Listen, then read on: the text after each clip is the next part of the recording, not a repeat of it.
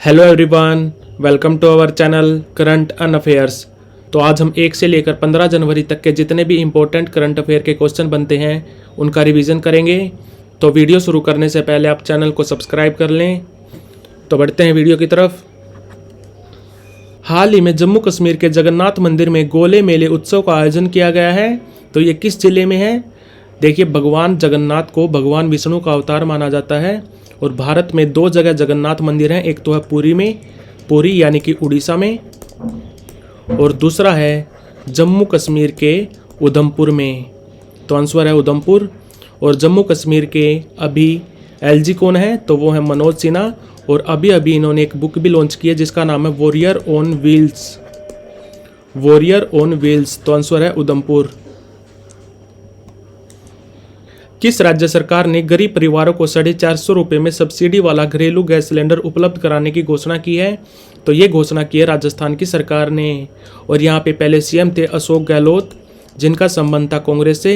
ये जाते जाते घरेलू गैस सिलेंडर का रेट कर गए थे 500। बट बाद में जो अभी नए सीएम बने भजन लाल शर्मा, इन्होंने इसका रेट कर दिया 450 रुपये। और ये किनको मिलेंगे? तो ये मिलेंगे उज्ज्वला योजना के जो लाभार्थी हैं, प्लस कुछ बीपीएल फैमिलीज़ को भी मिलेंगे। और उज्ज्वला योजना ये कब स्टार्ट हुई थी? तो ये स्टार्ट हुई थी 1 मई 2016 को। कहाँ से? बलिया यूपी से। और अभी इसके उज्ज्वला योजना के 10 करोड़ भी लाभार्थी बनी है मीरा मांझी। मीरा मांझी बनी है उज्ज्वला योजना की 10 करोड़ भी लाभार्थी, जिनका संबंध है अयोध्या से। तो आंसर है इसका राजस्थान।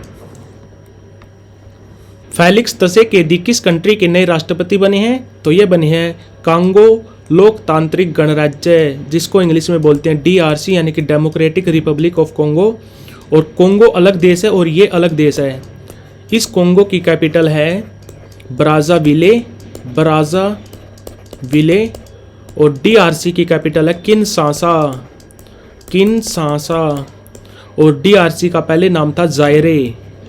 इस देश को पहले बोलते थे जायरे। तो डीआरसी के नए राष्ट्रपति बने हैं फेलिक्स त्सेकेदी। पश्चिम बंगाल सरकार ने बंगलार माटी बंगलार जल को राज्य गीत घोषित किया है। तो ये बंगलार माटी बंगलार जल किसने लिखा था? तो ये लिखा था रविंद्रनाथ टैगोर जी ने। और पश्चिम बंगाल सरकार ने एक और घोषणा की है कि ये 15 अप्रैल को मनाएंगे पश्चिम बंगाल का नव वर्ष, यानी कि पहला बैसाख मनाएंगे 15 अप्रैल को। और बात करें पश्चिम बंगाल की, तो यहाँ सीएम है ममता बनर्जी। पार्टी का नाम है ऑल इंडिया तृणमूल कांग्रेस, जो बनी थी 1998 में। और यहाँ पे राज्यपाल कौन है? तो वो है सीवी आनंदा बोस। और स्टेट एनिमल है इसका फिशिंग कैट। तो आंसर है इसका रविंद्रनाथ टैगोर। किस स्थान पर भारत के पहले पूर्ण गर्ल्स यानी कि पूरी तरह से लड़कियों के लिए सैनिक स्कूल बना है, जिसका नाम है सविंद गुरुकुलम गर्ल्स सैनिक स्कूल? तो इसका उद्घाटन कहाँ पे किया गया? तो इसका उद्घाटन किया गया मथुरा के वृंदावन में। और ये सैनिक स्कूल का आइडिया किसका था? तो ये आइडिया दिया था 1961 में। किन्होंने? वी के कृष्णन मेनन ने। वी के कृष्णन मेनन, जो भारत के पहले पूर्व रक्षा मंत्री भी थे। तो इन्होंने आइडिया दिया था कि भारत में सैनिक स्कूल होने चाहिए। और ये सैनिक स्कूल किस मंत्रालय के अंडर काम करते हैं? तो ये काम करते हैं हमारे मिनिस्ट्री ऑफ डिफेंस यानी कि रक्षा मंत्रालय के अंडर। और हमारे रक्षा मंत्री हैं राजनाथ सिंह। तो आंसर है इसका वृंदावन। रक्षा अनुसंधान और विकास संगठन यानी कि डीआरडीओ ने अपना 66वां स्थापना दिवस किस दिन मनाया? तो ये मनाया 1 जनवरी 2024 को। और ये डीआरडीओ कब बना था? तो ये बना था 1 जनवरी 1958 को। हेडक्वार्टर है नई दिल्ली में। और अभी इसके चेयरमैन है समीर कामत। समीर कामत इसके चेयरमैन है। और डीआरडीओ की भारत में अभी 52 लैब भी हैं। 52 लैब हैं डीआरडीओ की। और हम आर्मी डे कब मनाते हैं? तो आर्मी डे मनाते हैं हम 15 जनवरी को। इस साल इसका ऑफिशियल सेलिब्रेशन हुआ लखनऊ में। और 4 दिसंबर को मनाते हैं हम नेवी डे। नेवी डे मनाते हैं हम 4 दिसंबर को। और इसका ऑफिशियल सेलिब्रेशन हुआ था सिंधुदुर्ग महाराष्ट्र में। प्रधानमंत्री मोदी ने किस शहर में 27वें राष्ट्रीय युवा महोत्सव 2024 का उद्घाटन किया? तो ये किया नासिक में। नासिक है गोदावरी नदी के किनारे। और यहाँ पे है त्रिम्बकेश्वर मंदिर। और अभी तो हो चुके हैं ये चले थे 12 से लेकर 16 जनवरी तक। 12 जनवरी को मनाते हैं हम युवा दिवस, और ये पहली बार मनाए गए थे 1985 में। और इसको कौन करवाता है? तो इन राष्ट्रीय युवा महोत्सव को करवाता है हमारा ministry of youth affairs and sports, और इसमें इसका साथ देता है नेहरू युवा केंद्र संगठन। नेहरू युवा केंद्र संगठन और ministry of youth affair and sports करवाता है राष्ट्रीय युवा महोत्सव। पहली बार हुए थे 1985 में, और पिछले साल यानी कि 2023 में हुए थे हुबली में, हुबली कर्नाटका। और इस साल ये महोत्सव हुआ नासिक में, नासिक महाराष्ट्र में। और हम 12 जनवरी को युवा दिवस क्यों मनाते हैं? क्योंकि 12 जनवरी को होता है बर्थडे ऑफ स्वामी विवेकानंद जी। तो स्वामी विवेकानंद का बर्थडे है 12 जनवरी को, और उनका जन्म हुआ था 12 जनवरी 1863 में। और वो 1897 में उन्होंने स्टार्ट किया था रामकृष्ण परमहंस मिशन, रामकृष्ण परमहंस मिशन 1897 में। तो आंसर है इसका नासिक। हाल ही में किस राज्य में के स्मार्ट पहल की शुरुआत की गई? के स्मार्ट मतलब Kerala solution for managing administrative reforms and transformation. तो आंसर है इसका केरला। और केरला के सीएम कौन है? तो वो है पिनरई विजयन। पार्टी का नाम है CPIM यानी कि कम्युनिस्ट पार्टी ऑफ मार्क्सिस्ट, जो बनी थी 1964 में। और यहाँ पे राज्यपाल है आरिफ मोहम्मद खान, जिनका संबंध है बुलंदशहर से, और इनकी पार्टी है BJP। हाल ही में किस राज्य में मुख्यमंत्री ग्राम गाड़ी योजना स्टार्ट की गई? तो ये की गई झारखंड में, और ये है झारखंड के सीएम जिनका नाम है हेमंत सोरेन। पार्टी का नाम है झारखंड मुक्ति मोर्चा, जो बनी थी 1973 में। और यहाँ पे राज्यपाल हैं CP राधाकृष्णन, CP राधाकृष्णन। तो आंसर है झारखंड। हाल ही में 82वीं वार्षिक भारतीय इतिहास कांग्रेस 2023 का आयोजन किस संस्थान में किया गया? तो 82वीं वार्षिक भारतीय इतिहास कांग्रेस, इसका आयोजन किया गया काकतीय यूनिवर्सिटी में, जो है वारंगल में, और वारंगल है तेलंगाना में। और इस भारतीय इतिहास कांग्रेस का पहला अधिवेशन हुआ था 1935 में। कहाँ पे? पुणे में। और इस वार्षिक भारतीय इतिहास कांग्रेस में लाइफ टाइम अचीवमेंट अवार्ड भी मिला है इस साल। किसको? रामचंद्र गुहा जी को, जो हैं जाने माने इतिहासकार। रामचंद्र गुहा जी को मिला है लाइफ टाइम अचीवमेंट अवार्ड। तो 82वीं वार्षिक भारतीय इतिहास कांग्रेस 2023 का आयोजन किया गया काकतीय यूनिवर्सिटी, जो है वारंगल में। हाल ही में MS स्वामीनाथन अवार्ड किसको मिला? तो ये मिला BR कंबोज जी को, और ये है अभी वाइस चांसलर ऑफ चौधरी चरण सिंह एग्रीकल्चर यूनिवर्सिटी, जो है हिसार हरियाणा में। और ये MS स्वामीनाथन कौन थे? तो ये थे father of green revolution, father of green revolution थे MS स्वामीनाथन। तो MS स्वामीनाथन अवार्ड मिला है BR कंबोज जी को, और ये हैं कर्नाटका के राज्यपाल जिनका नाम है थावर चंद गहलोत। तो आंसर है इसका BR कंबोज। कौन नई पुस्तक माँ कविथाई के लेखक हैं? तो ये हैं वीरा मुथु, और वीरा मुथु है तमिल भाषा के लेखक। और ये महाकविथाई 5 एलिमेंट्स पर लिखी गई है, अग्नि, वायु, पृथ्वी, जल, आकाश। तो इनके ऊपर लिखी गई है महाकविथाई, और ये लिखी गई है तमिल भाषा में। और तमिल भाषा के एक और राइटर याद रखने आपको, पेरुमल मुरुगन, जिनको मिला था पिछले साल JCB प्राइज फॉर लिटरेचर, और इनकी बुक का नाम था फायर बर्ड। तो आंसर है इसका वीरा मुथु। किस कंट्री ने हेम तेंदुए को अपना राष्ट्रीय प्रतीक घोषित किया है? तो ये किया किर्गिस्तान ने। तो किर्गिस्तान ने हेम तेंदुए को अपना नेशनल सिंबल घोषित किया है, और किर्गिस्तान है एक सेंट्रल एशियन कंट्री। और बात करें हिम तेंदुए की, तो ये भारत के 2 स्टेट्स का स्टेट एनिमल भी है। कौन से? एक लद्दाख का और एक हिमाचल प्रदेश का। और किर्गिस्तान की कैपिटल का नाम है बिश्केक। तो आंसर है इसका किर्गिस्तान। कौन $100 बिलियन की संपत्ति वाली पहली महिला बन गई हैं? तो ये बन गए हैं फ्रांसिस बेटनकोर्ट मेयर। फ्रांस की एक कंपनी है जिसको बोलते हैं लोरियल, जो बालों के शैम्पू और डाई वगैरह बनाती है, जिसका हेडक्वार्टर है क्लीसे शहर में। और इस कंपनी में 35% स्टेक होल्डर हैं फ्रांसिस बेटनकोर्ट मेयर। तो दुनिया की पहली महिला बन गई हैं जिनके पास $100 बिलियन की संपत्ति है, जिनका नाम है फ्रांसिस बेटनकोर्ट मेयर। हाल ही में किस कंट्री ने 1 जनवरी 2024 को आधिकारिक तौर पर ब्रिक्स की अध्यक्षता ग्रहण कर ली है? तो ये कर ली है रूस ने। और ब्रिक्स की इस साल मीटिंग होगी कजान शहर में। कजान है रूस में। और ब्रिक्स की बात करें तो अभी इसमें टोटल मेंबर हो गए 10। 5 तो पहले ही थे, ब्राज़ील, रूस, इंडिया, चाइना, साउथ अफ्रीका। और 5 और हो गए हैं। कौन से? इजिप्ट, इथियोपिया, सऊदी अरब और यूएई और ईरान। और इस साल COP29 कहाँ पे होगी? तो वो होगी बाकू में, बाकू कैपिटल ऑफ अजरबैजान। और G20 की मीटिंग होगी रियो डी जेनेरियो में, रियो डी जेनेरियो जो है ब्राज़ील में। तो आंसर है इसका रूस।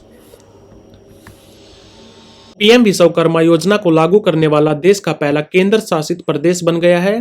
तो ये बन गया जम्मू कश्मीर। और बात करें पीएम विश्वकर्मा योजना की, तो ये स्टार्ट हुई थी 17 सितंबर 2023 को। और इसके लिए नोडल मंत्रालय कौन सा है? तो वो है MSME मंत्रालय, मिनिस्ट्री ऑफ MSME, यानी कि माइक्रो स्मॉल मीडियम इंटरप्राइजेस। और हमारे MSME मंत्री कौन है? तो वो है नारायण राणे, नारायण राणे। तो पीएम विश्वकर्मा योजना को लागू करने वाला पहला केंद्र शासित प्रदेश बन गया है जम्मू कश्मीर। यूरोपियन निवेश बैंक यानी कि EIB की पहली महिला अध्यक्ष कौन बनी है? तो ये बनी है नादिया कैल्विनो, जिनका संबंध है स्पेन से। जैसे ब्रिक्स का बैंक है NDB यानी कि न्यू डेवलपमेंट बैंक, ऐसे ही यूरोपियन यूनियन के कंट्रीज का जो 27 कंट्रीज हैं उनका बैंक है EIB। और एक तो है EIB और एक होता है यूरोपियन सेंट्रल बैंक। ये आपस में कंफ्यूज मत करना। इसका हेडक्वार्टर है फ्रैंकफर्ट में और EIB का हेडक्वार्टर है लक्समबर्ग में।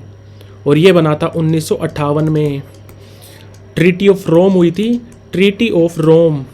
उसके बाद बना था यूरोपियन निवेश बैंक। तो इसकी पहली महिला अध्यक्ष बनी है नादिया कैल्विनो।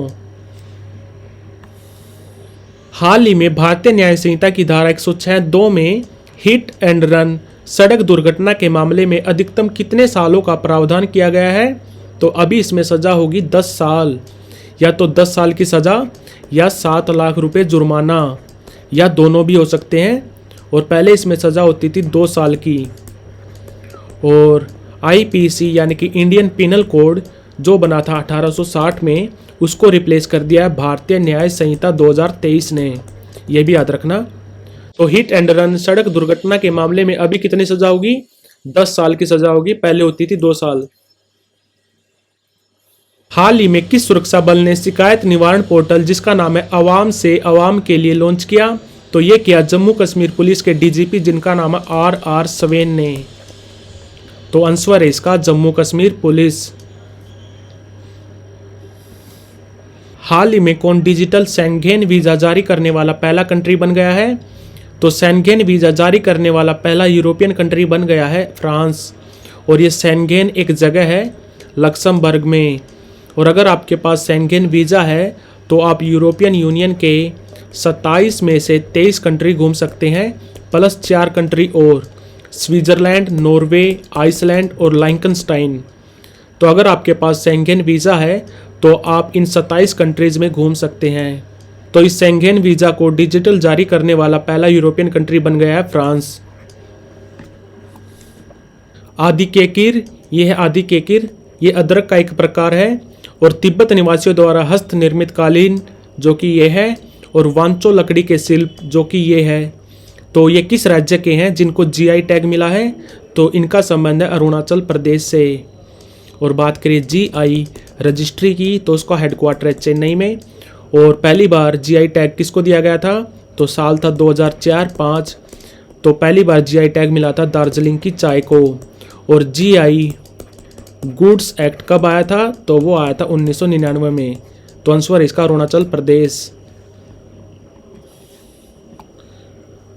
हाल ही में चंदोबी महोत्सव किस राज्य में मनाया गया?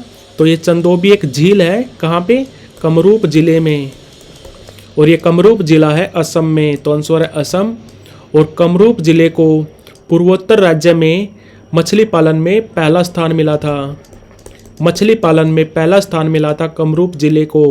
और राज्यों की बात करें तो मछली पालन में राज्यों में पहले नंबर पर रहा था यूपी। तो आंसर है इसका असम। और ये 14वीं बार मनाया गया है, ये भी याद रखना। भारत की पहली multi sport beach games Diu beach games 2024 का उद्घाटन कहाँ पे किया गया? तो इसका उद्घाटन किया गया गोगला बीच पर। और इस गोगला बीच को मिल रखा है ब्लू फ्लैग सर्टिफिकेशन, जो देता है FEE यानी कि फाउंडेशन फॉर इन्वायरमेंटल एजुकेशन, जिसका हेडक्वार्टर है कोपेनगन डेनमार्क में। और इस बीच गेम्स की क्लोजिंग सेरेमनी होगी खुखरी बीच पर। और इसमें टोटल 8 गेम्स खेले गए और इसमें पहले नंबर पे रहा मध्य प्रदेश। और इस गेम्स का मैस्कोट यानी कि शुभांकर क्या था? तो वो था डॉल्फिन। ये डॉल्फिन जिसका नाम है पर्ल, ये भी याद रखना। तो शुभांकर का नाम था पर्ल। और इसका उद्घाटन हुआ था गोगला बीच पर और इसकी क्लोजिंग सेरेमनी हुई थी खुखरी बीच पर। डॉक्टर जयशंकर जो है हमारे एक्सटर्नल अफेयर मिनिस्टर, ये कंपाला में 19वें नॉन अलाइंड मूवमेंट यानी कि नैम शिखर सम्मेलन 2024 में भारत का प्रतिनिधित्व करेंगे। तो ये कंपाला किस कंट्री में है? तो कंपाला है कैपिटल ऑफ युगांडा। और बात करें नैम की तो ये बना था 1961 में। और इसको बनाने में बहुत बड़ा रोल था भारत के पहले प्रधानमंत्री जिनका नाम था जवाहरलाल नेहरू जी। और ये नैम बना था जब कोल्ड वॉर चल रहा था, यानी कि शीत युद्ध के समय बना था नैम। और अभी इसमें टोटल 120 कंट्रीज हैं। और ये इस साल होगा कंपाला में। कंपाला है कैपिटल ऑफ युगांडा। और युगांडा में होगा G77 समिट, ये भी याद रखना। G77 जो डेवलपिंग कंट्रीज का समिट होता है G77, ये भी होगा युगांडा में। और यहीं पे होगा 3rd ग्लोबल साउथ समिट, तीसरा ग्लोबल साउथ समिट भी होगा युगांडा में। तो ये भी याद रखना।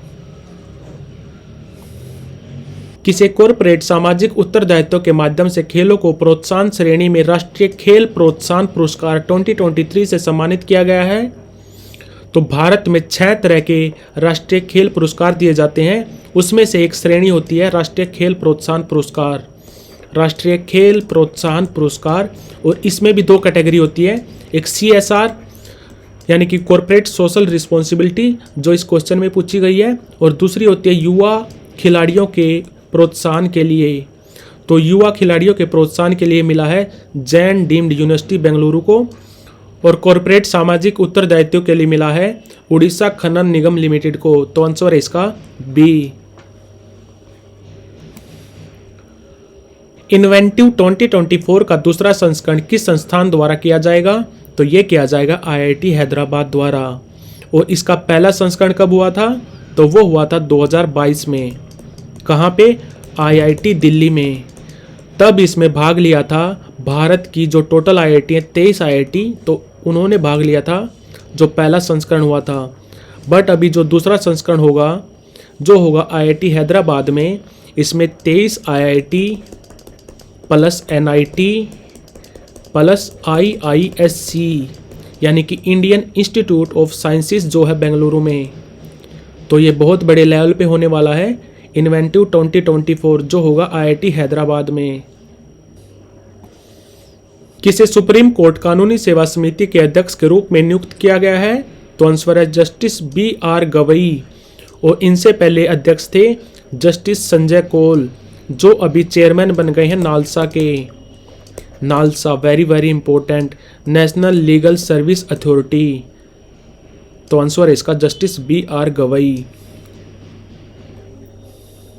हाल ही में किस राज्य सरकार ने रानी दुर्गावती अन्न प्रोत्साहन योजना लागू करने की घोषणा की है? तो ये घोषणा की है मध्य प्रदेश की सरकार ने। और ये रानी दुर्गावती कौन थी? तो ये थी गोंडवाना किंगडम की रानी जो मुगलों से लड़ी थी। और रानी दुर्गावती के नाम से एक टाइगर रिजर्व भी है, कहाँ पे? मध्य प्रदेश में। और इनके नाम से एक कॉलेज भी है जबलपुर में। और मध्य प्रदेश के सीएम कौन है? तो वो है मोहन यादव। पार्टी है बीजेपी, जो बनी थी 6 अप्रैल 1980 में। तो आंसर है इसका मध्य प्रदेश। भारतीय रेलवे का लक्ष्य है कि 2030 तक उसको नेट जीरो होना है। तो इसके लिए भारत और किस संगठन के बीच में एमओयू साइन हुआ है? तो आंसर है USAID यानी कि United state agency for international development, जो है एक अमेरिका का संगठन। और अमेरिका इसी संगठन के द्वारा दूसरे कंट्रीज़ की हेल्प करता है।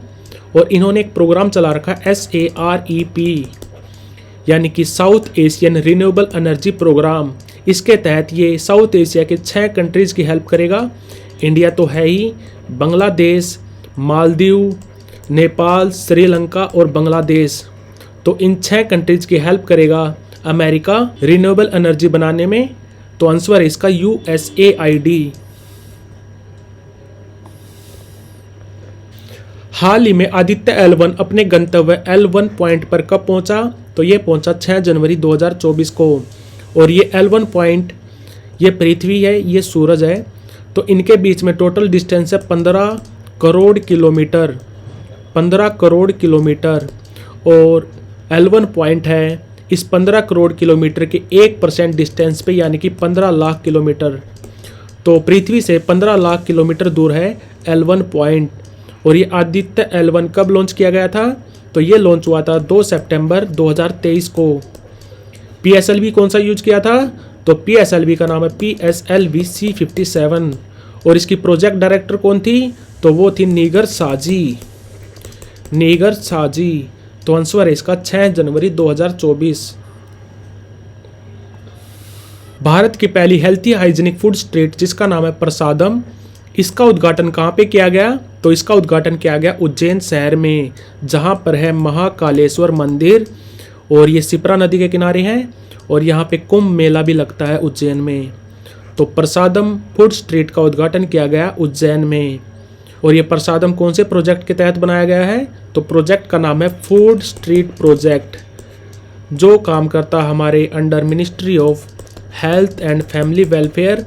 और इसमें इसकी मदद करता है ministry of housing urban affairs, आवासीय और शहरी मामले मंत्रालय। तो आंसर है इसका उज्जैन। भारत और किस कंट्री के बीच में द्विपक्षीय हज समझौते 2024 पर हस्ताक्षर हुए हैं? तो ये किए हमने सऊदी अरब के साथ। और ये हज यात्रा होती है, ये इस्लाम धर्म के जो 5 पिलर होते हैं उनमें से एक मानी जाती है हज यात्रा। और ये सऊदी अरब में होती है। और इस समझौते के बाद हज यात्रा पर कितने लोग जा पाएंगे? तो इस समझौते के बाद अब 1,75,025 लोग हज यात्रा कर पाएंगे। और ये हज यात्रा होती है मक्का शहर में। मक्का शहर है सऊदी अरब में। और यहाँ पे एक जगह है काबा। काबा को माना जाता है अल्लाह का घर, यानी कि हाउस ऑफ अल्लाह। और मक्का मुस्लिम लोगों के लिए सबसे पवित्र जगह है, यानी कि सबसे पवित्र शहर है मुस्लिम लोगों के लिए मक्का। तो आंसर है इसका सऊदी अरब। हाल ही में उष्णबंधीय चक्रवात अल्वारो ने किस कंट्री में दस्तक दी? तो आंसर है इसका मेडागास्कर। और ये चक्रवात अल्वारो स्टार्ट हुआ था साउथ इंडियन ओशियन में। बाद में इसने हिट किया मेडागास्कर को। और ये नाम किसने दिया? तो ये नाम दिया मोजाम्बिक कंट्री ने। मोजाम्बिक देश ने नाम दिया इसको अल्वारो। और इसी तरह का चक्रवात आया था जिसका नाम था जैस्पर। जैस्पर आया था ऑस्ट्रेलिया में। और ये नाम भी दिया था ऑस्ट्रेलिया ने, और आया भी था ऑस्ट्रेलिया में। तो अल्वारो नाम का चक्रवात आया मेडागास्कर में। हाल ही में जयपुर में 58वें DGP यानी कि director general of police, IGP यानी कि inspector general of police conference हुई जयपुर में। इसमें सर्वश्रेष्ठ पुलिस स्टेशन का पुरस्कार किसको दिया गया?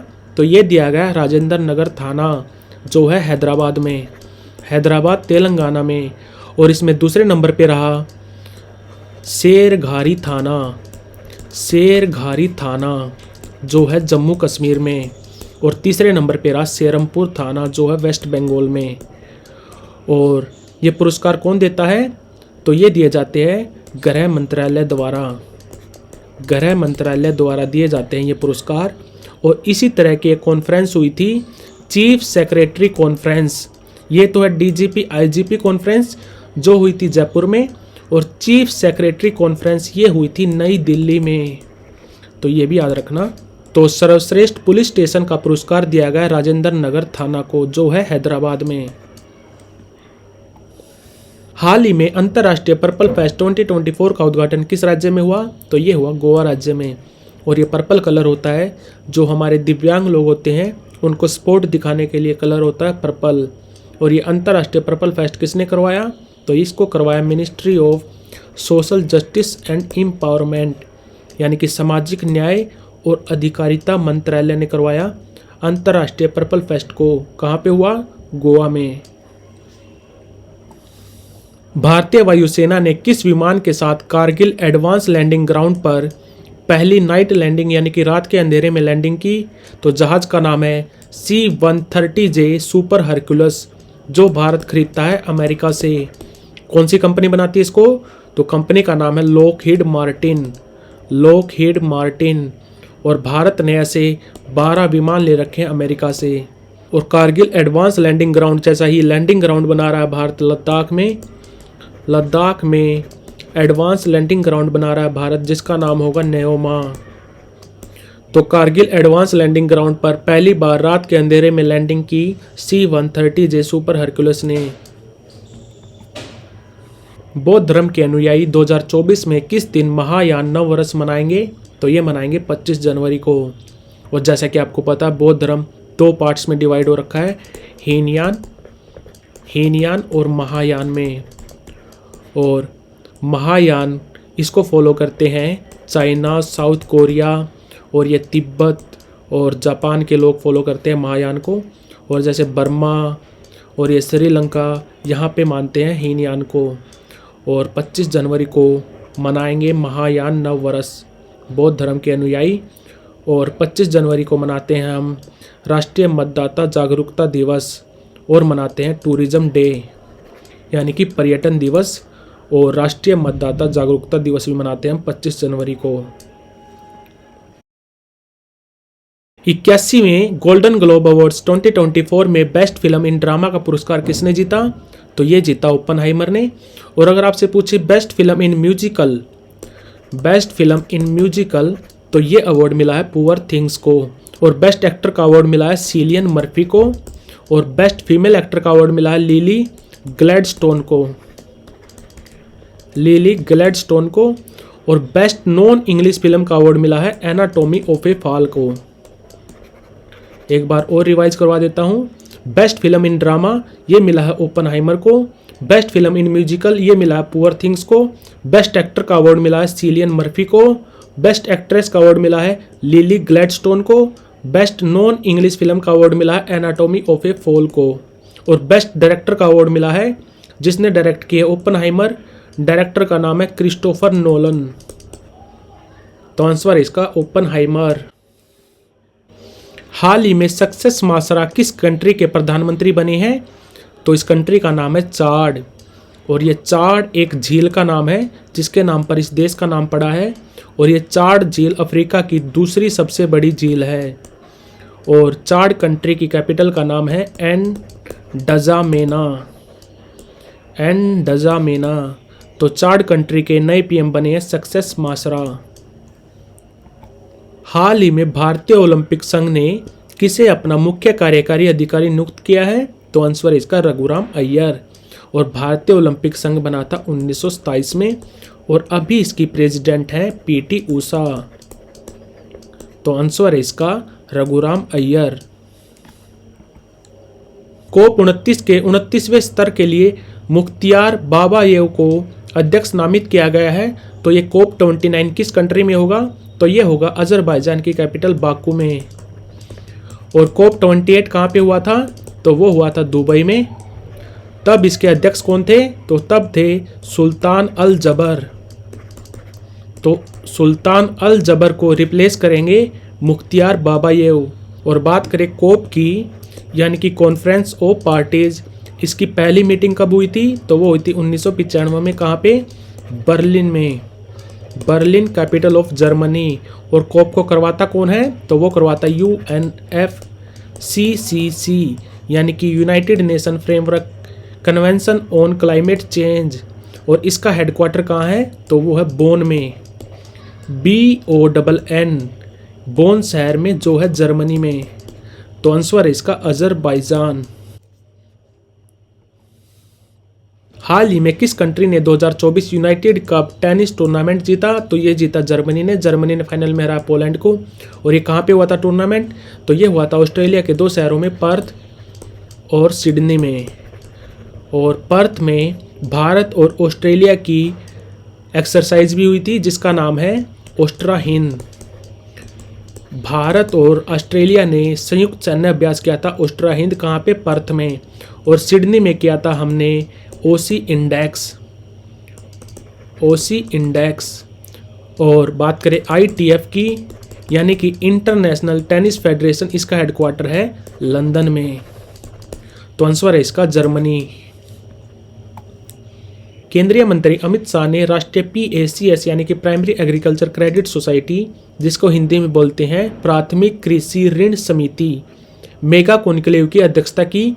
तो यह किस शहर में आयोजित की गई थी? तो इसका आयोजन किया गया था नई दिल्ली में। और इस मेगा कॉन्क्लेव में हमने क्या डिसाइड किया था?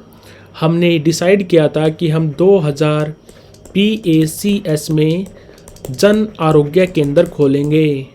2000 PACS में जन आरोग्य केंद्र खोलेंगे। और अमित शाह हैं हमारे सहकारिता मंत्री। और इन जन आरोग्य केंद्र खोलने में हेल्प कौन करेगा? तो इसमें हेल्प करेगा हमारा सहकारिता मंत्रालय प्लस में कौन? NCDC यानी कि नेशनल कॉरपोरेशन डेवलपमेंट सेंटर। तो आंसर है इसका नई दिल्ली। PM मोदी ने स्वच्छ मंदिर अभियान शुरू किया। यह किस दिन आयोजित किया जाएगा? तो यह स्टार्ट हुआ था 14 को और यह चलेगा 22 तक, यानी कि 14 से लेकर 22 तक। 14 को मनाते हैं हम मकर संक्रांति और 22 को होगी भगवान राम की प्राण प्रतिष्ठा। और ये अभियान स्टार्ट किया है स्वच्छ मंदिर मोदी जी ने। इसमें मोदी जी चाहते हैं कि जो घर के आसपास मंदिर हैं उनकी साफ सफाई करें और उनको नया जैसा बनाएं। तो ये स्वच्छ मंदिर अभियान स्टार्ट किया गया 14 जनवरी को, ये चलेगा 22 जनवरी तक। हाल ही में किस कंपनी ने AIODC पहल शुरू की? तो ये शुरू की माइक्रोसॉफ्ट ने। और AIODC पहल के तहत माइक्रोसॉफ्ट भारत के 1 लाख डेवलपर्स को AI ट्रेनिंग देगा।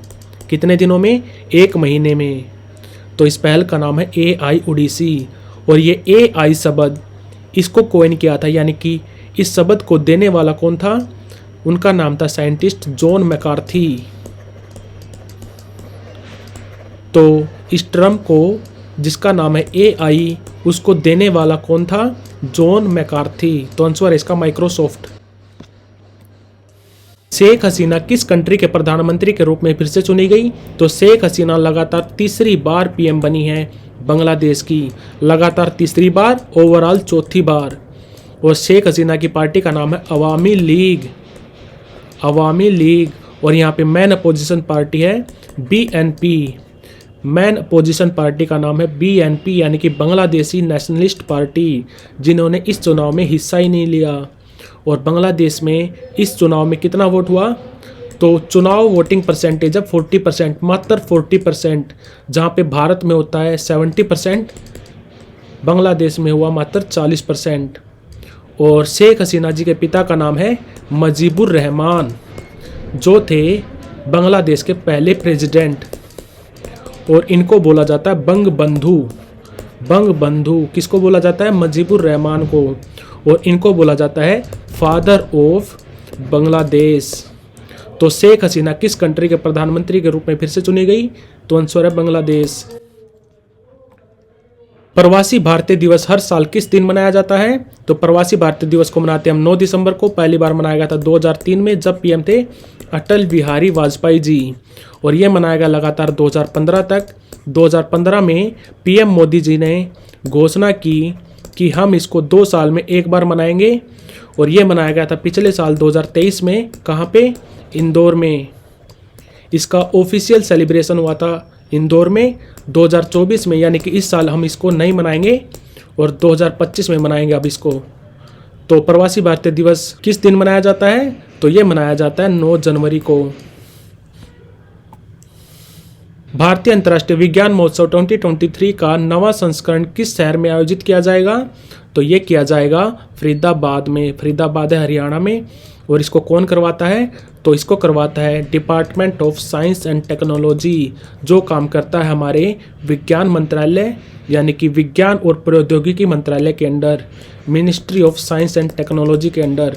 और इसमें इसका साथ देता है विज्ञान भारती। विज्ञान भारती एक प्राइवेट संस्थान है, plus ministry of earth science, ministry of earth and sciences, जिसके कैबिनेट मंत्री हैं किरण रिजिजू। और ये कब से कब तक मनाया जाएगा? तो ये स्टार्ट होगा 17 जनवरी को, ये चलेगा 20 जनवरी तक। कहाँ पे होगा? फरीदाबाद में। और ये बने हैं भूटान के नए पीएम, जिनका नाम है सेरिंग टोब्गे। सेरिंग टोब्गे, जिनकी पार्टी का नाम है पीडीपी यानी कि पीपल्स डेमोक्रेटिक पार्टी। और भूटान के किंग कौन है अभी? तो भूटान के राजा हैं जिग्मे खेसर वांगचुक। और ये बने हैं फ्रांस के नए पीएम, जिनका नाम है गैब्रियल अटल। और ये बने हैं फ्रांस के सबसे युवा पीएम। और फ्रांस के अभी प्रेसिडेंट कौन है? तो फ्रांस के प्रेसिडेंट हैं अभी इमैनुअल मैक्रोन। और ये फ्रांस के पहले गे पीएम बने हैं और फ्रांस के सबसे युवा पीएम भी बने हैं, जिनका नाम है गैब्रियल अटल। विंग्स इंडिया 2024 किस शहर के बेगमपेट हवाई अड्डे पर आयोजित किया जाएगा? तो ये किया जाएगा हैदराबाद में। हैदराबाद में 2 एयरपोर्ट हैं, एक तो है राजीव गांधी इंटरनेशनल एयरपोर्ट, दूसरा है बेगमपेट हवाई अड्डा। और ये विंग्स इंडिया एविएशन यानी कि उड्डयन के क्षेत्र का सबसे बड़ा प्रदर्शन है एशिया का। और इसको कौन करवाता है? तो इसको करवाता है FICCI, plus ministry of civil aviation. और हमारे उड्डयन मंत्री कौन है? तो वो है ज्योतिराज सिंधिया, प्लस AAI यानी कि एयरपोर्ट अथॉरिटी ऑफ इंडिया, जो बना था 1995 में। और अभी इसके चेयरमैन कौन है? तो वो है संजीव कुमार। तो विंग्स इंडिया 2024 का उद्घाटन किया जाएगा बेगमपेट हवाई अड्डे पर, जो है हैदराबाद में। नौसेना प्रमुख एडमिरल आर हरि कुमार ने भारत के पहले दृष्टि 10 स्टार लाइनर मानव रहित हवाई वाहन यानी कि ड्रोन्स को हरी झंडी दिखाई है। तो इस दृष्टि 10 स्टार लाइनर को किसने बनाया है? तो इसको बनाया है अडानी डिफेंस एंड एरोस्पेस ने, जिसका हेडक्वार्टर है हैदराबाद में। और अडानी एरोस्पेस पार्क ये भी है हैदराबाद में। और दृष्टि 10 स्टार लाइनर के लिए अडानी डिफेंस एंड एरोस्पेस को टेक्नोलॉजी किसने दी है? तो वो दी है इजराइल की एक कंपनी है, जिसका नाम है एल्बिट सिस्टम्स। तो इस कंपनी ने टेक्नोलॉजी दी है अडानी डिफेंस को। और अडानी का एक पोर्ट भी है इजराइल में, जिसका नाम है हाइफा पोर्ट। हाइफा पोर्ट जो है इजराइल में, इसको मैनेज करता है अडानी ग्रुप्स। तो आंसर है इसका Adani defence and aerospace. IIT Madras अपना नया परिसर यानी कि नया कैंपस किस स्थान पर शुरू करेगा? तो ये शुरू करेगा कैंडी, श्रीलंका में। और भारत में टोटल 23 IIT हैं। सबसे पुराना IIT बना था 1951 में। कौन सा? IIT खड़गपुर। IIT खड़गपुर जो है वेस्ट बंगाल में। और IIT मद्रास भारत का पहला IIT था जिसने विदेश में कैंपस खोला था। कहाँ पे? तंजानिया के शहर जंजीबार में। तंजानिया के शहर जंजीबार में IIT मद्रास ने अपना कैंपस खोला था। 2024 FIH यानी कि international hockey federation hockey Olympic qualifier महिला कैटेगरी के लिए भारत के किस शहर में आयोजित किया जाएगा? तो ये किया जाएगा रांची में। और इसमें टोटल 8 टीमें हिस्सा लेंगी और जो टॉप 3 रहेंगी उनको मौका मिलेगा समर ओलंपिक्स, जो होंगे इस साल कहाँ पे? पेरिस में। तो टॉप 3 टीमों को मौका मिलेगा समर ओलंपिक्स खेलने का। तो ये टूर्नामेंट हो रहा है रांची में। हाल ही में जारी 2024 हेनले पासपोर्ट इंडेक्स में भारत का स्थान क्या रहा? तो भारत का स्थान रहा 80। और अगर आपके पास भारत का पासपोर्ट है तो आप 62 कंट्रीज़ में वीज़ा फ्री एंट्री कर सकते हैं। और इस लिस्ट में पहले नंबर पे रहे 6 देश। कौन से? France, Germany, Italy, Japan, Singapore और स्पेन। और इस लिस्ट में सबसे नीचे रहा अफगानिस्तान। तो भारत का रैंक रहा 80। हाल ही में कौन सा जहाज 43वें भारतीय वैज्ञानिक अभियान अंटार्कटिका के लिए केपटाउन से अंटार्कटिका की यात्रा पर निकला है? तो इस जहाज का नाम है MV वैजिली गोलोविन, जो भारत ने खरीदा है रसिया से, और इसने अपनी यात्रा स्टार्ट की थी मुर्मुगांव, गोवा से। ये मुर्मुगांव से स्टार्ट हुआ था, ये पहुंचा बाद में केपटाउन, केपटाउन से पहुंचा ये अंटार्कटिका। कब पहुंचा? 3 जनवरी को। 3 जनवरी को ये जहाज पहुंच चुका है अंटार्कटिका। और अंटार्कटिका में हमारे कितने रिसर्च बेस हैं? तो अंटार्कटिका में हमारे 3 रिसर्च बेस हैं। कौन से? भारती, दक्षिण गंगोत्री और मैत्री 2। मैत्री 2 बनेगा 2029 तक। और आर्कटिक में भारत का एक रिसर्च बेस है जिसका नाम है हिमाद्री। एकमात्र रिसर्च बेस है आर्कटिक में जिसका नाम है हिमाद्री। कहाँ पे है? तो ये है नॉर्वे में एक जगह है स्वालबर्ड। स्वालबर्ड जगह है एक नॉर्वे में, तो वहाँ पे है भारत का रिसर्च बेस हिमाद्री। तो आंसर है इसका MV Vasily Golovin. Reliance industry limited Bharat की पहली कार्बन फाइबर सुविधा किस राज्य में स्थापित करेगा? तो भारत की पहली कार्बन फाइबर फैक्ट्री कहाँ पे लगेगी? तो ये लगेगी गुजरात के हजीरा में। हजीरा है सूरत में।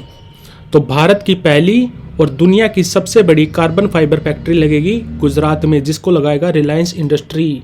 और इसकी उत्पादन क्षमता होगी 20,000 मिलियन टन पर एनम। और एक रिफाइनरी है जामनगर रिफाइनरी, ये भी है गुजरात में, इसको भी ओन करता है रिलायंस इंडस्ट्री। तो आंसर है इसका गुजरात। हाल ही में किस राज्य ने अनुसूचित जाति और अनुसूचित जनजाति के छात्रों के लिए एक मुफ्त परीक्षण मॉड्यूल जिसका नाम है योग्यश्री, इसको शुरू किया है? तो ये शुरू किया है पश्चिम बंगाल की सरकार ने। और इस मॉड्यूल के तहत पश्चिम बंगाल सरकार कई कोचिंग सेंटर्स खोलेगी जिसमें ये SC और ST स्टूडेंट्स अपनी परीक्षाओं की तैयारी कर सकते हैं। और पश्चिम बंगाल में एक जगह है डनकुनी। डनकुनी एक जगह है पश्चिम बंगाल में। यहाँ पे लुधियाना से लेकर, लुधियाना पंजाब में, लुधियाना से लेकर डनकुनी जो है वेस्ट बंगाल में, यहाँ तक बनेगा ईस्ट डेडिकेटेड फ्राइट कॉरिडोर। ये भी याद रखना, ईस्ट डेडिकेटेड फ्राइट कॉरिडोर बनेगा लुधियाना से लेकर डनकुनी तक। तो आंसर है इसका पश्चिम बंगाल। हाल ही में किस संस्थान के शोधकर्ताओं ने वर्क फॉर फूड एल्गोरिदम को डेवलप किया है? तो ये वर्क फॉर फूड एल्गोरिदम बनाया है IIT दिल्ली के शोधकर्ताओं ने। भारत में जो फूड डिलीवरी कंपनी है जैसे कि स्विगी, जोमेटो, ये अपने गिग वर्कर्स होते हैं जो फूड डिलीवरी देते हैं, इनको ज़्यादा पेमेंट नहीं दे पाती क्योंकि इनके अपने ही खर्चे बहुत ज़्यादा होते हैं। तो इस वजह से ये गिग वर्कर्स को ज़्यादा पैसा नहीं दे पाती। बट अगर ये कंपनी स्विगी, जोमेटो जैसी कंपनीज ये वर्क फॉर फूड एल्गोरिदम का यूज करेंगी तो इनका जो प्लेटफॉर्म कॉस्ट है वो बहुत कम हो जाएगा और वो अपने गिग वर्कर्स को ज़्यादा पैसा दे पाएंगी। ये algorithm work for food algorithm बनाया है IIT दिल्ली के शोधकर्ताओं ने। भारतीय वन और लकड़ी प्रमाणन योजना के तहत प्रदान किए गए पर्यावरण लेबल का ब्रांड नेम क्या होगा? तो इसका नाम होगा प्रमाण। और ये सर्टिफिकेट जिसका नाम है प्रमाण, इसकी सहायता से पता चल सकता है कि कोई भी लकड़ी उसका सोर्स क्या है, यानी कि वो कहाँ से आई है। और ये सर्टिफिकेट ये कौन जनरेट करेगा? तो ये देगा Indian institute of forest management जो है भोपाल में। और ये भारतीय वन और लकड़ी प्रमाणन योजना ये स्टार्ट की थी ministry of environment, forest and climate change ने, जिसके हमारे कैबिनेट मिनिस्टर हैं भूपेंद्र यादव। तो पर्यावरण लेबल का ब्रांड नेम होगा प्रमाण। किस राज्य सरकार ने इंदिरा रसोई योजना का नाम बदलकर श्री अन्नपूर्णा रसोई योजना कर दिया है? तो ये कर दिया राजस्थान की सरकार ने। और इस योजना के तहत आपको सस्ता भोजन मिलेगा। और अभी इस थाली का वेट भी बढ़ा दिया है। अभी इस थाली का वेट हो गया है 600 ग्राम, यानी कि इस थाली में भोजन मिलेगा आपको 600 ग्राम। और इस थाली का रेट कितना है? तो इस थाली का रेट है 30 रुपये, जिसमें से 22 रुपये देगी राजस्थान की सरकार, मात्र 8 रुपये देने होंगे आपको। तो 8 रुपये में आपको थाली मिलेगी खाने की। और इस योजना का नाम था पहले इंदिरा रसोई योजना, अभी इसका नाम बदल दिया, श्री अन्नपूर्णा रसोई योजना कर दिया। और ये योजना चलाई है राजस्थान की सरकार ने। कौन घुड़सवारी खेल के लिए अर्जुन पुरस्कार से सम्मानित होने वाली पहली महिला बन गई हैं? Very very important question. तो ये बन गई है दिव्या कीर्ति सिंह। दिव्या कीर्ति सिंह का संबंध जयपुर राजस्थान से, और अर्जुन पुरस्कार पाने वाली ये पहली घुड़सवार महिला बन गई हैं दिव्या कीर्ति सिंह। और इस साल 26 खिलाड़ियों को मिला है अर्जुन पुरस्कार। और दिव्या कीर्ति सिंह ने 2022 में जो एशियन गेम्स हुए थे, कहाँ पे, होंगजाओ चाइना में, वहाँ पे ये गोल्ड मेडल भी लेके आई थी। तो आंसर है दिव्या कीर्ति सिंह। भारत 21 से लेकर 31 जुलाई 2024 तक किस शहर में यूनेस्को की विश्व धरोहर समिति के 46वें स्तर की अध्यक्षता और मेज़बानी करेगा? तो इसकी मेज़बानी होगी नई दिल्ली में, और भारत इसकी मेज़बानी पहली बार कर रहा है, तो ये भी इम्पोर्टेंट बन जाता है इसलिए। तो इसकी मेज़बानी होगी नई दिल्ली में। और इस समिति का जो 45वां सत्र था वो कहाँ पे हुआ था? तो वो हुआ था 2023 में। कहाँ? रियाद में। रियाद कैपिटल ऑफ सऊदी अरब। और इसको कौन करवाता है? तो इसको करवाता है यूनेस्को। यूनेस्को यानी कि United Nation Educational Scientific Cultural Organization, जो बना था 16 नवंबर 1945 में। इसका हेडक्वार्टर है पेरिस में। और अभी इसके डीजी कौन है? तो वो है ऑड्रे अजोल। तो आंसर है इसका नई दिल्ली। हाल ही में आई रिपोर्ट के अनुसार 2023 में भारत का सबसे पॉल्यूटेड यानी कि प्रदूषित शहर कौन सा बना है? तो ये बना है बर्नीहाट, जो है मेघालय में। और इस रिपोर्ट के अनुसार दूसरा सबसे प्रदूषित शहर रहा बेगूसराय, जो है बिहार में।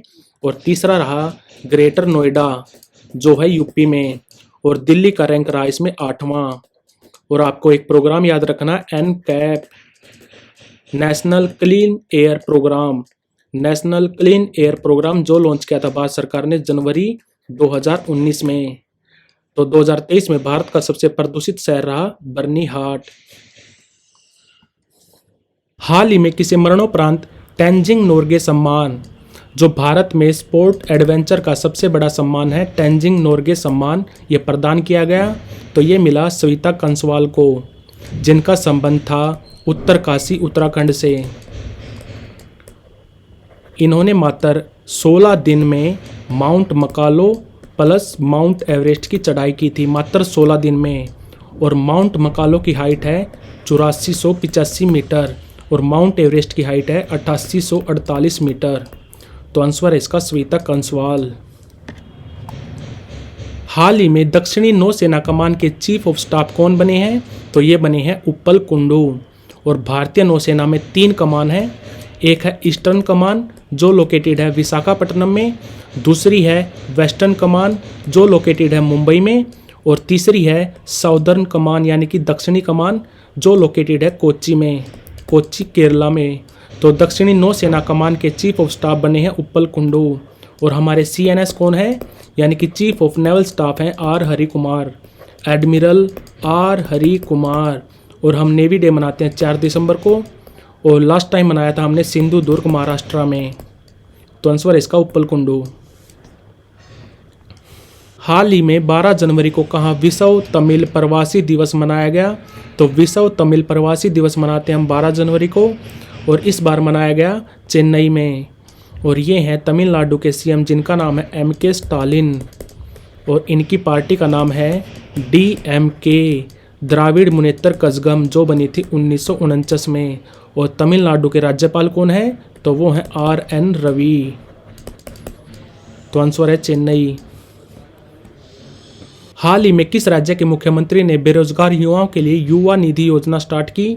तो ये युवा निधि योजना स्टार्ट की है कर्नाटक की सरकार ने। और इस योजना के तहत जो ग्रेजुएट हैं और जिनके पास रोजगार नहीं है यानी कि बेरोजगार हैं, उनको मिलेंगे 3000 रुपये पर मंथ। और जिनके पास डिप्लोमा है यानी कि डिप्लोमा होल्डर हैं, उनको मिलेंगे 1500 रुपये पर मंथ। और यहाँ पे CM कौन है? तो वो है सीधा रमैया, पार्टी है कांग्रेस, जो बनी थी 25 दिसंबर 1885 को। किसने बनाया था कांग्रेस को? A.O. हयूम जी ने। A.O. हयूम जी ने। कहाँ पे? मुंबई में। और यहाँ पे राज्यपाल कौन है? तो कर्नाटक के राज्यपाल हैं थावर चंद गहलोत। हाल ही में जलवायु शिखर सम्मेलन 2024 कहाँ पे आयोजित किया गया? तो जलवायु शिखर सम्मेलन 2024 हुआ मुंबई में, और मुंबई में बना है भारत का सबसे बड़ा सी ब्रिज, ट्रांस हार्बर लिंक। इस सी ब्रिज का भी नाम हो गया अटल सेतु। अटल सेतु जो भारत का सबसे बड़ा सी ब्रिज है, इसकी ओपनिंग हुई थी 12 जनवरी को। इसका उद्घाटन किया था पीएम मोदी जी ने। और इस पे खर्चा कितना आया था? तो खर्चा आया था 17,840 करोड़, और इसकी लंबाई है 21.8 किलोमीटर। तो आंसर है इसका मुंबई। अंतर्राष्ट्रीय ऊंट महोत्सव का आयोजन कहाँ पे किया गया? तो आंसर है बीकानेर। बीकानेर है राजस्थान में। और अगर आपसे पूछे मरु महोत्सव, तो मरु महोत्सव का आयोजन होता है जैसलमेर में, और साल 2024 को यूएन ने डिक्लेयर कर रखा है international year of कैमलिड्स। International year of कैमलिड्स साल 2024 को घोषित कर रखा है यूएन ने। तो अंतर्राष्ट्रीय ऊंट महोत्सव का आयोजन किया गया बीकानेर में। डीआरडीओ ने न्यू जनरेशन आकाश एक सरफेस टू एयर मिसाइल है। इसका सफल परीक्षण कहाँ पे हुआ? तो इसका सफल परीक्षण किया गया उड़ीसा के चांदीपुर में। उड़ीसा के चांदीपुर में। और आपको एक प्रोग्राम याद रखना है, integrated guided missile development programme. ये भारत सरकार ने स्टार्ट किया था 1983 में। और बात करें डीआरडीओ की, तो ये बना था 1958 में, और इसका हेडक्वार्टर है दिल्ली में, और अभी इसके चेयरमैन है समीर कामत। तो आंसर है इसका उड़ीसा। तो यहाँ पे होती है हमारी वीडियो ख़त्म। यानी कि 1 से लेकर 15 जनवरी तक के जितने भी इम्पोर्टेंट करंट अफेयर के क्वेश्चन थे, हमने सारे कवर कर लिए। तो अगर आपको ये वीडियो यूज़फुल लगी हो तो आप प्लीज़ लाइक शेयर सब्सक्राइब करके जाना। तो thank you for watching current and affairs.